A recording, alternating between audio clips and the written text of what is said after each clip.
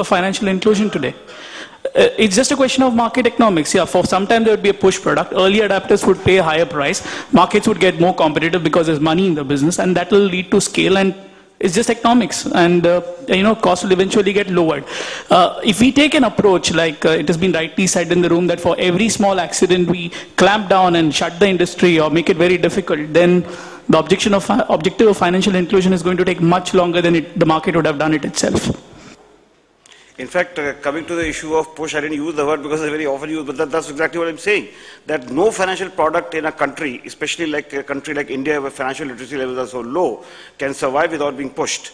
And what is wrong with pushing in the sense, you see, in fact, in the course of one of the discussions, somebody asked me, sir, do you think that, well, banks don't push their fixed deposit? I said, who told you? I'm a banker, let me tell you.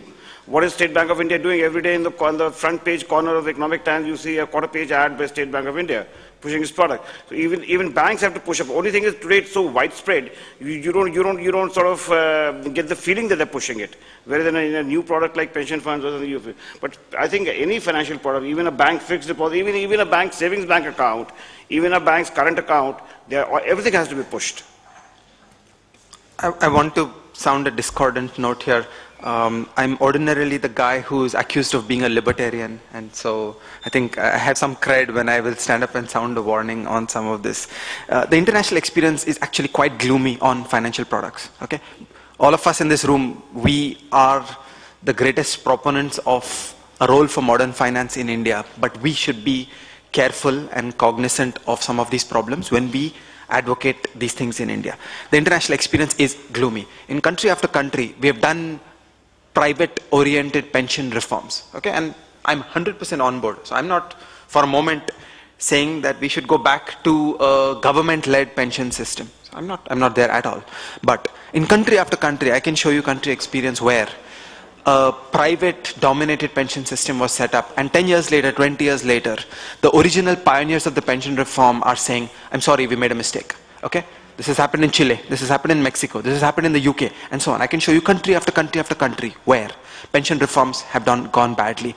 And what is the one point where they have gone badly? It is on the charges of the various financial firms, it is on the pushing, it is on the mis-selling.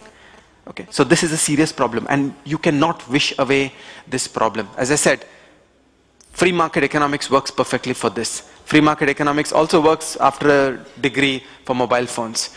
But in finance, you have got to bring financial regulation and policy on the table in an integral way in thinking about this. You cannot merely assert that time will take care of this, competition will take care of this. There are fundamental failures of how these markets work. So, for example, in the UK, one of the best countries in the world, financial literacy 100%, blah, blah, blah, all the good stuff. In 1982, Maggie Thatcher did a great pension reform, and all of us would applaud that she took the country a significant step, not all the way, a significant step away from dismantling an old socialist pension system, set up a new individual account system, essentially unregulated individual account system, which any insurance person in India will immediately recognize.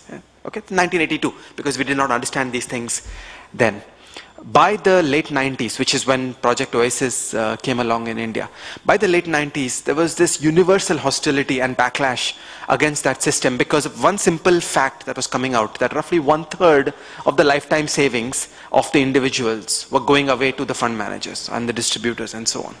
And as a finance guy, I cannot defend that. Okay, I'm your greatest advocate. I am an academic economist.